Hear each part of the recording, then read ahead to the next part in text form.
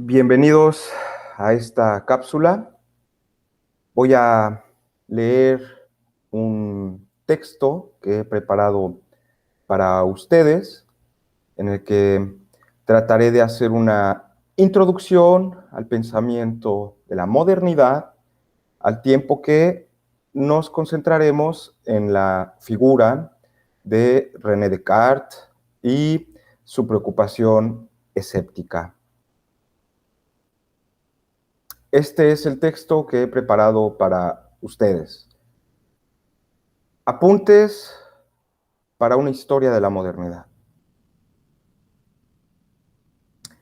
Hasta en Auschwitz uno puede aburrirse. Imre Kertész. Elaborar una caracterización de la modernidad como un fenómeno civilizatorio occidental de alcance planetario, base del ordenamiento actual de la vida hacia la cotidianidad, es uno de los objetivos marcados por filósofos como Hegel o Kant. Con Max Weber pensamos a la modernidad como un fenómeno histórico caracterizado por procesos racionalizadores que ocurren en varios niveles de la vida social. La razón instrumental calcula medios y fines, determina las acciones con vista a la eficacia, hacia una dominación legaliforme y la empresa capitalista. Ambas expresiones de procesos de racionalización de la vida humana. En el análisis del condicionamiento religioso que permitió al capitalismo convertirse en el ordenamiento de acciones sociales, Weber señala a la reforma como parte de un proceso de desencantamiento del mundo, que termina por secularizar al propio cristianismo. Aunque no podríamos afirmar que la forma de vida calvinista o luterana dieron lugar a la aparición del capitalismo, sí podemos afirmar que la reforma es una variable histórica importante hacia la comprensión de lo que llamamos modernidad. Tal vez ayude una lectura atenta del texto luterano sobre la libertad del cristiano para dar cuenta de esto. O un repaso de los primeros capítulos de Richard Popkin en su Historia del escepticismo. Citaré a Novalis. El resultado de la manera de pensar moderna se llamó filosofía. Y se contaba en ella todo lo que se oponía a lo antiguo, es decir, especialmente toda ocurrencia contra la religión.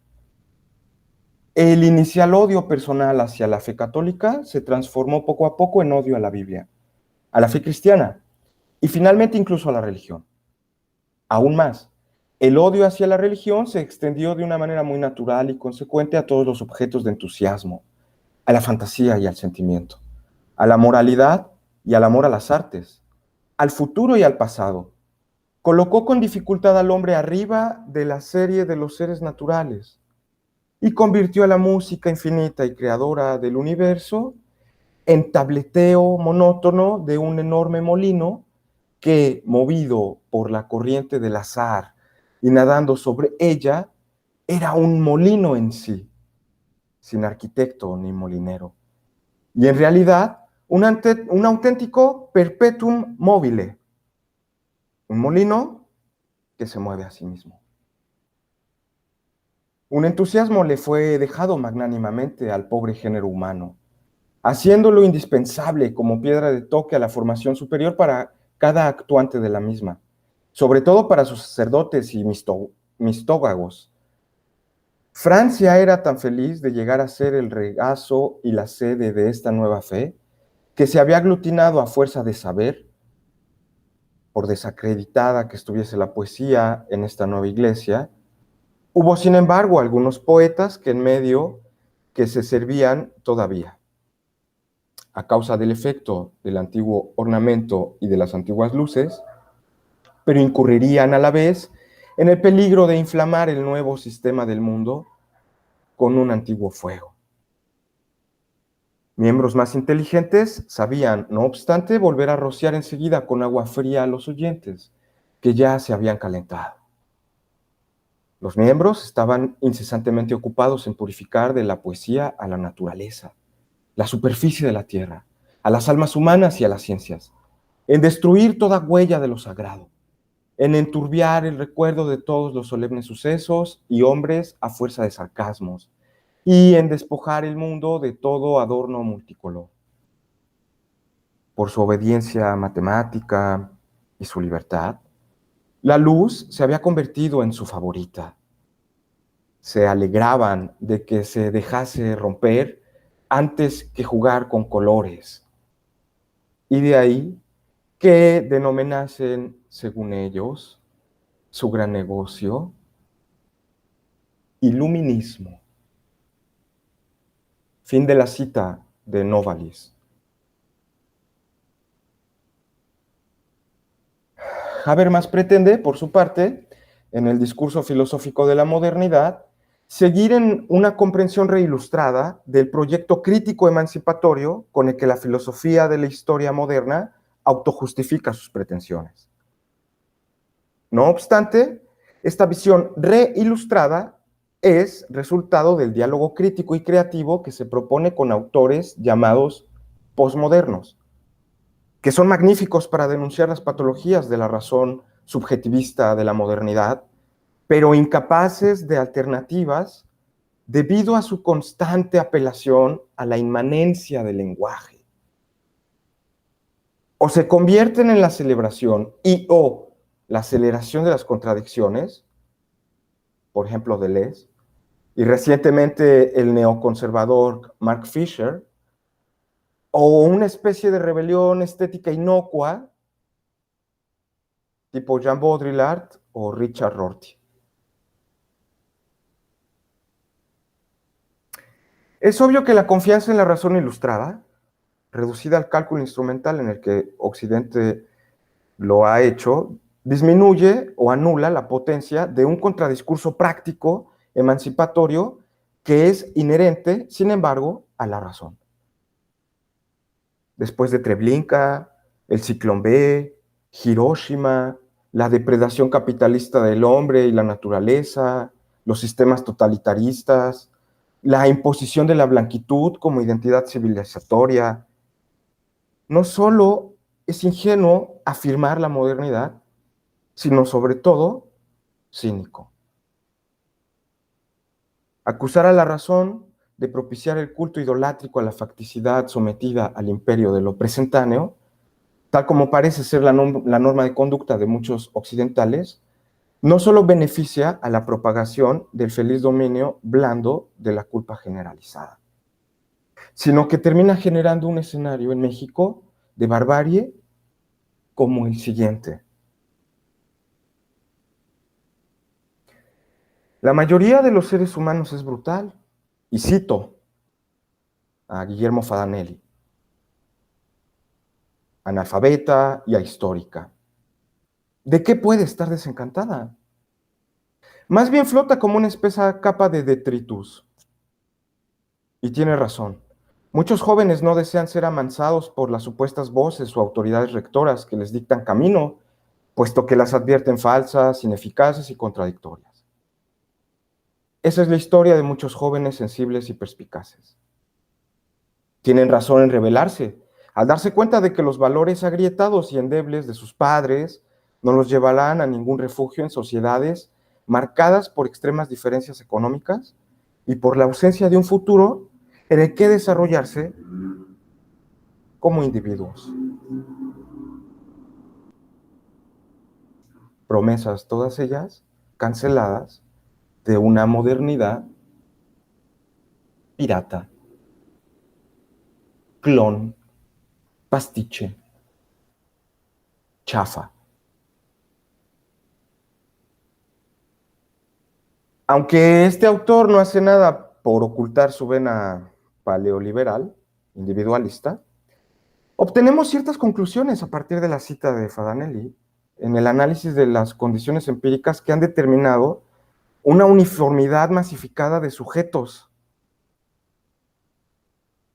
desbordada la modernidad por su propio mito, creó, para decirlo con palabras de Adorno, las condiciones empíricas necesarias para que se pudiese formular un imperativo categórico, salvo que negativo. Actúa de tal forma que no se repita un Hitler o una Hiroshima o un exterminio universal. Ya en las ilusiones de la modernidad, Bolívar Echeverría nos permite leer a contrapelo, con un contradiscurso, el papel histórico de la modernidad, su necesidad civilizatoria, tanto en su versión weberiana como en la versión habermasiana.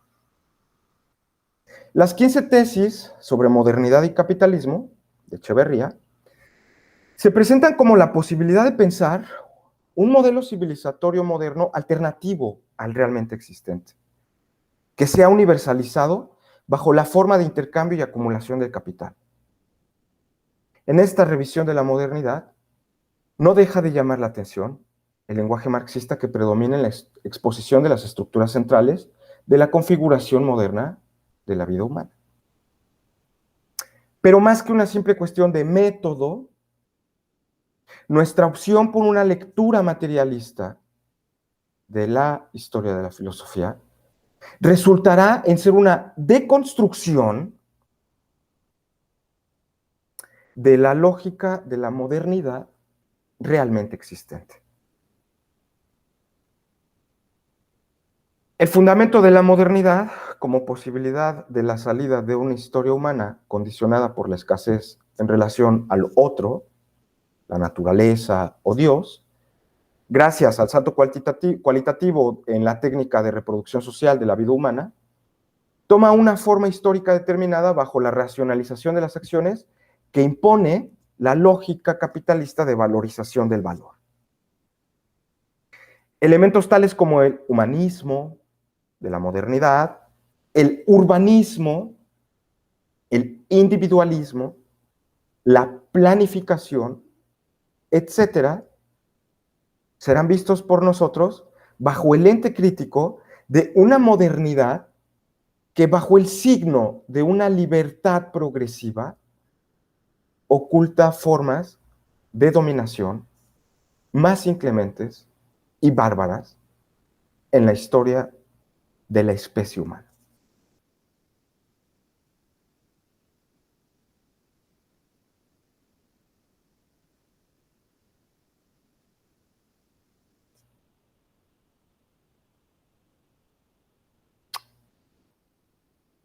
Segunda sección. Descartes y el surgimiento de la modernidad.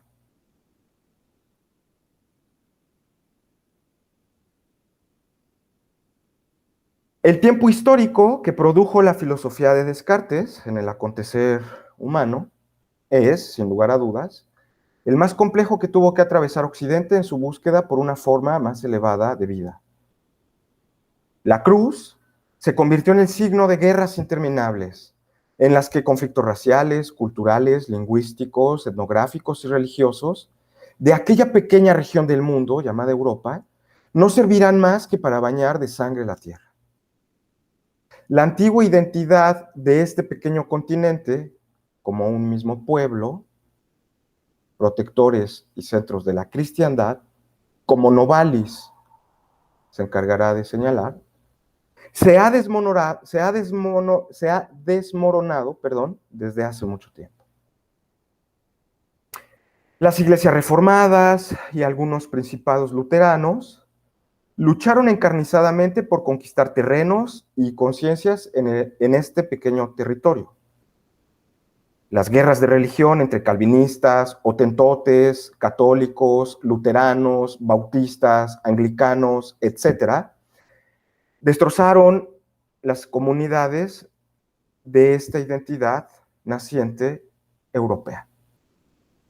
Ser cristiano era peligroso, sobre todo si estabas del lado incorrecto. Lo mismo que ser ateo. Era una época de mártires para los cristianos que defienden su religión contra los papistas y contra toda serie de dogmas tanto metodistas o calvinistas. Un periodo sangriento de la historia humana. No obstante, y a pesar de la cruenta realidad, el mundo de las ciencias hacía sus primeros progresos para quitarse la tutela de Aristóteles. Y la religión, Galileo, Copérnico, Kepler, Tycho Brahe, etcétera, constituyen claros ejemplos de una nueva manera de pensar los asuntos relacionados con el cambio, con el mundo natural, con la física, principio del movimiento. Frente a los libros aristotélicos, los nuevos científicos impulsaron desde Bacon una manera directa de entender la realidad sin necesidad de abstracciones directas como la idea de potencia y acto. La experiencia rebasa por más a los libros, sobre todo tratándose de la física, tan antiguo. Es ingenuo creer que el secreto de la naturaleza se encuentra escrito en un libro, más que en la naturaleza misma. El razonamiento escolástico y su teoría sobre los ímpetus que impulsarán a los móviles apelan a cuestiones muy poco evidentes.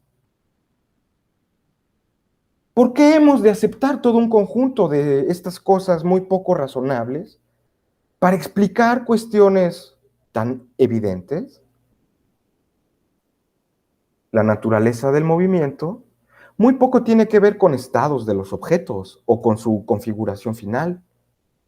La explicación del mundo no debe venir de un principio de finalidad hacia el cual estemos destinados todos los seres, en una categoría jerárquica de la ontología de la existencia.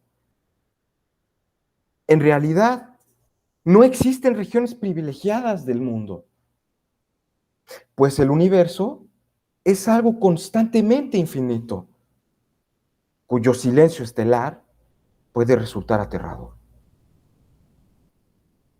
El lugar del mundo no está ordenado con base a una función orgánica o jerárquica de alteraciones, hacia la cual todos los seres tendemos. En una palabra, dirían los científicos contemporáneos. No podemos pretender que la explicación de los fenómenos causales de la naturaleza provenga del discurso teleológico. No podemos saber cuál es la finalidad que se persigue en el orden de lo real.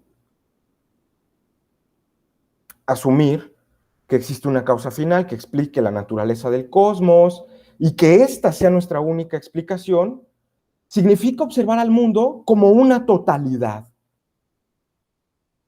cuando por todos lados aparece lo condicionado y fragmentario de la experiencia subjetiva. Nuestra experiencia del mundo jamás será subespecie eternitate, pues el reino del ser siempre será más grande que el reino del conocer.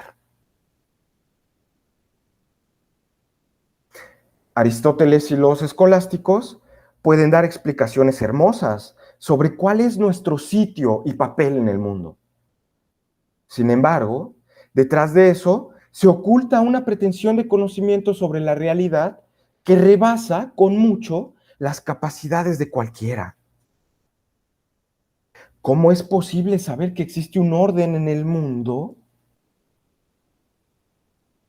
si apenas somos capaces de descubrir cómo funciona nuestro cuerpo?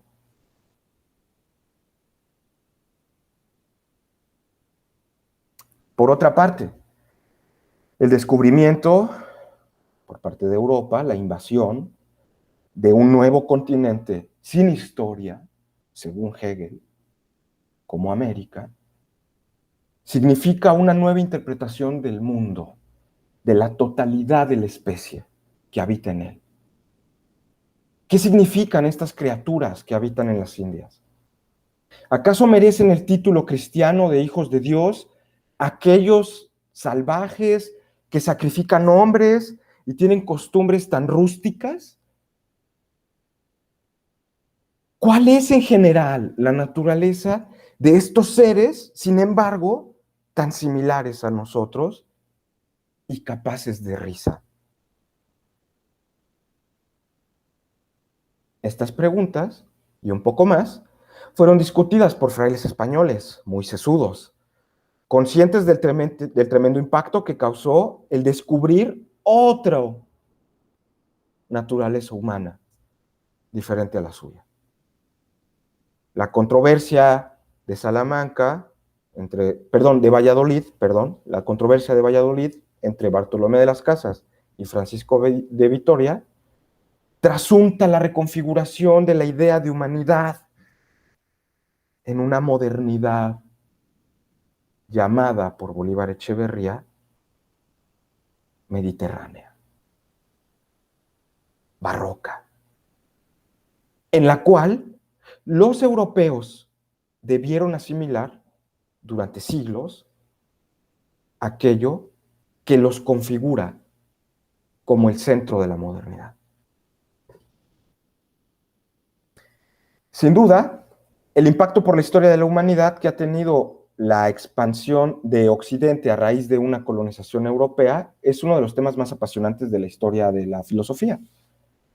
Europa se configura en centro de la modernidad gracias a la colonización de América y en convertir a todas sus colonias en la periferia del sistema mundial. El florecimiento de las ciencias, las artes, la filosofía, los nuevos avances en la racionalización de la vida que ahora padecemos, se comienzan a hacer presentes con anterioridad en el siglo XVI y XVII en la América Ibérica. Por otro lado, América, lo que ahora es, lo es gracias a una conquista capaz de una civilización de alcance planetario.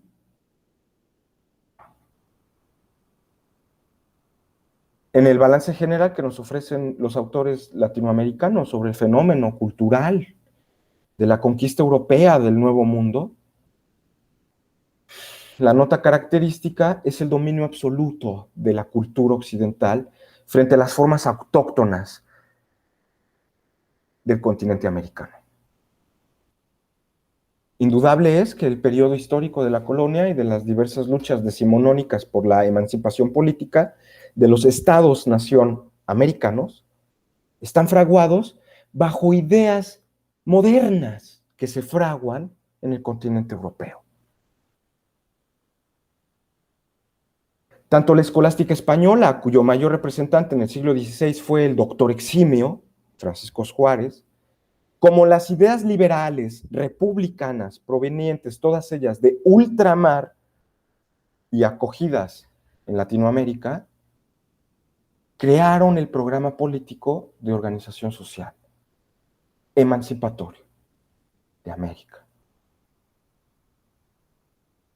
Algunas de las reacciones de los países que recientemente habían logrado conquistar su independencia política de las colonias europeas fue entrar en una marcha acelerada hacia el progreso. Valor occidental que dirige las esperanzas de algunas filosofías de la historia. Sin embargo, el primer obstáculo con el que se enfrentan estas ideas progresistas es el lastre heredado por la colonia. Los reyes, sus nobles, las castas, el catolicismo español, el analfabetismo, el desprecio por las ciencias, son signo inequívoco de que España es, para los criollos liberales, un anacronismo consumado.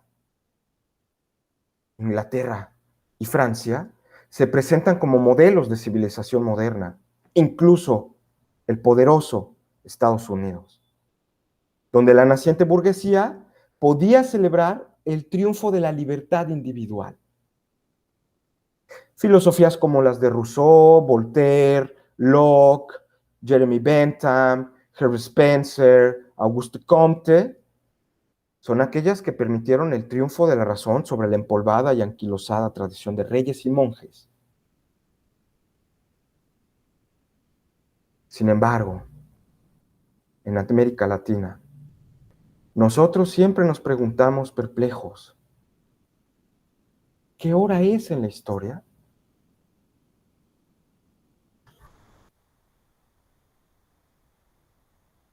En medio de esta época histórica, Descartes tiene mucho que decirnos. Como en sus días, también lo dijo Sor Juana. El genio de este filósofo no solo se reduce a su lucha contra la escolástica y el escepticismo, ni mucho menos a ser el padre del racionalismo, como se afirma en algunos manuales de historia de la filosofía. Sus trabajos científicos, literarios, matemáticos, diplomáticos, médicos, astronómicos, epistolares, militares, geográficos e incluso asteráldicos son una muestra fidedigna de que estamos frente a una de las mentes más productivas que la humanidad ha podido contemplar. Las meditaciones metafísicas son el producto más tremendo de una época que encuentra en Descartes a su mejor expositor. Nunca antes un filósofo había logrado una hazaña semejante. Vencer al escepticismo de manera sumamente popular y francamente hermosa. Descartes representa la tentación moderna de la construcción de un mundo firme que arranca desde cero. Pues en el mundo debe existir algo cierto. Y si no existe nada cierto, no importa. El escepticismo es una tierra en la que uno puede observar tranquilamente el acontecer de los hechos. Descartes topó con una roca sólida después de mucho escarbar en sus creencias. Pero además nos dejó un autor que merece estar a la altura de un Platón. Mezcla perfecta entre la musa literaria y la filosofía. Descartes creyó que con su nuevo punto de partida para todo filosofar, esto es, la inmediatez de la conciencia y la identidad entre el pensamiento y la existencia, sería suficiente para demostrar la equivocación en la que se encuentra aquel que está dispuesto a dudar de todo.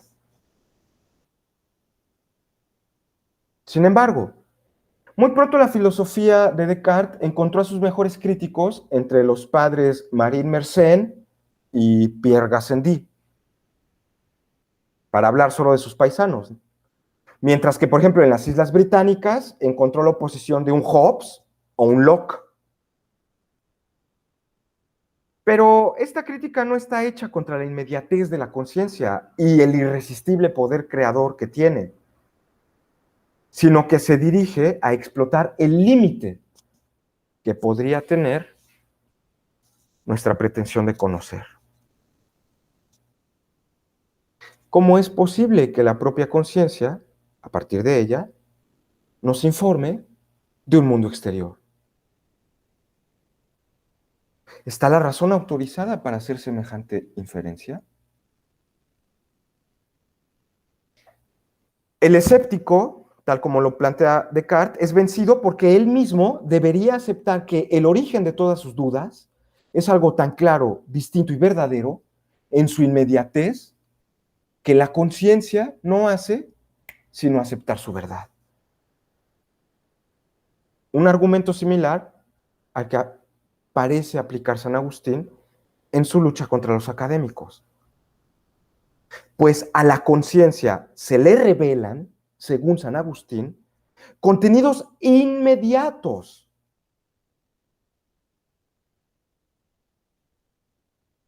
Yo creo que aún respiramos un poco de los vapores de aquel santo.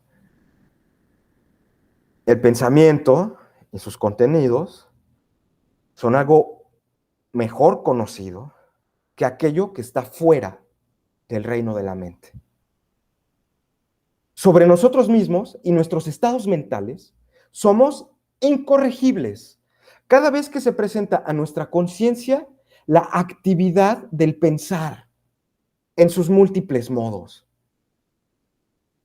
De la misma manera, esta conciencia del pensamiento es algo completamente transparente para aquel que piensa. Yo soy, yo existo. Es la frase en la que Descartes expresa la inmediatez de la conciencia. Existe una relación peculiar entre la mente y sus contenidos. Sin embargo, esta mente es una actividad, mientras que sus contenidos serán productos suyos. La conciencia de la actividad mental y la forma en la que su acto y contenido se unen, que también es algo consciente, es algo que se revela de forma inmediata, no inferencial al sujeto de las experiencias. La conciencia cartesiana se triplica, pero al mismo tiempo aparece como una misma cosa. Uno, la mente misma. Dos, los contenidos de la mente, es decir, aquellos objetos que pensamos a través de las ideas. Y tres, la identidad entre los contenidos de mi mente, las ideas y la realidad. Estas tres fases de la mente son solo una. Esta fórmula trinitaria también la repite el obispo de Hipona. Solo que a diferencia de aquel santo, Descartes vació este contenido de la revelación cristiana. Somos cosas que piensan. Metafísica cartesiana. Hay cosas extensas, hay mentes y hay Dios.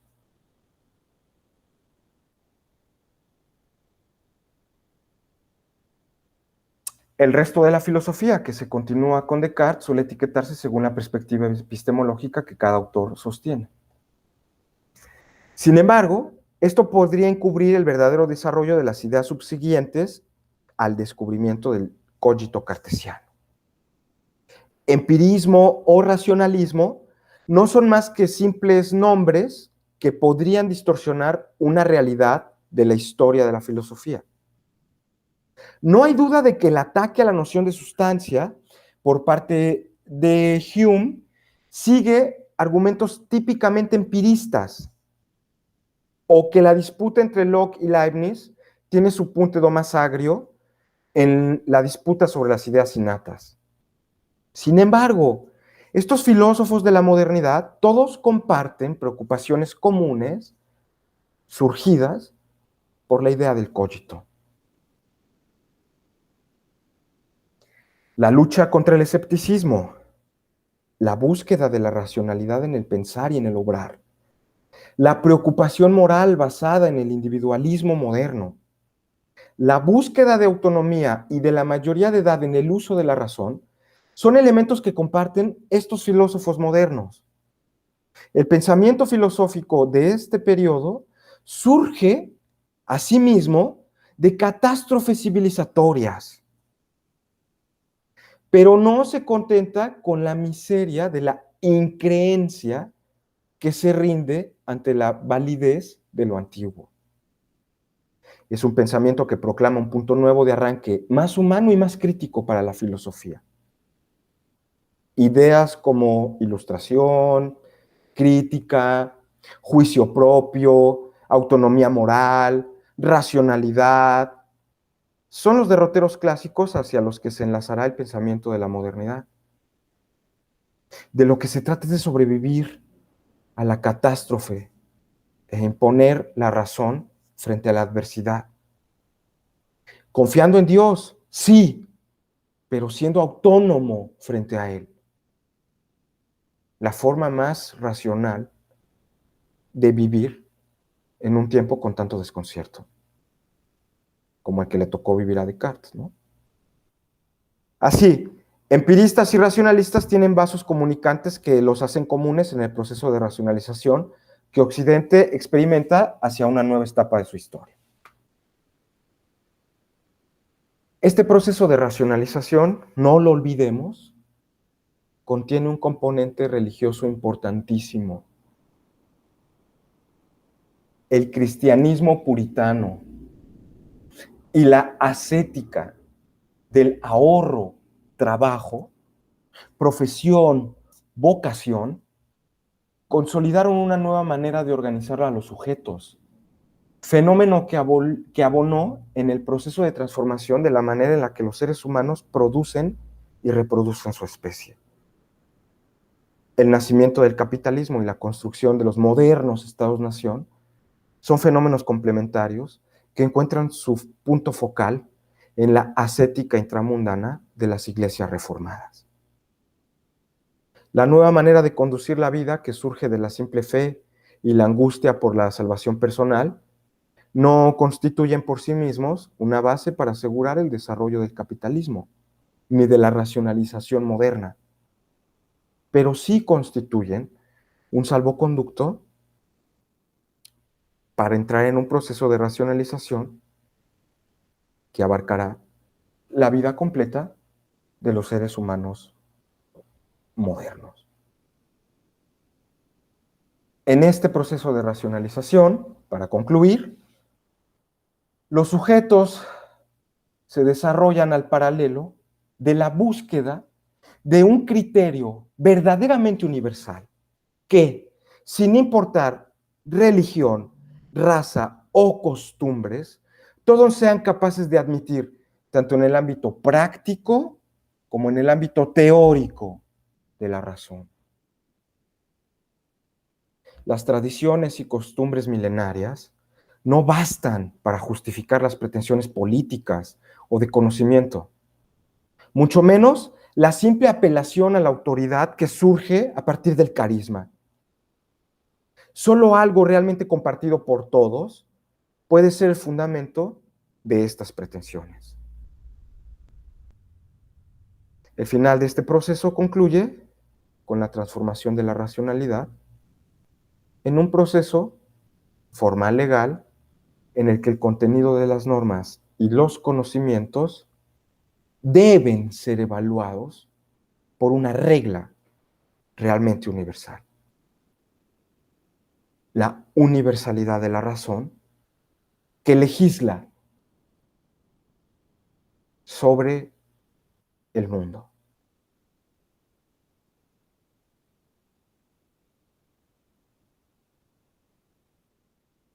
Muchas gracias.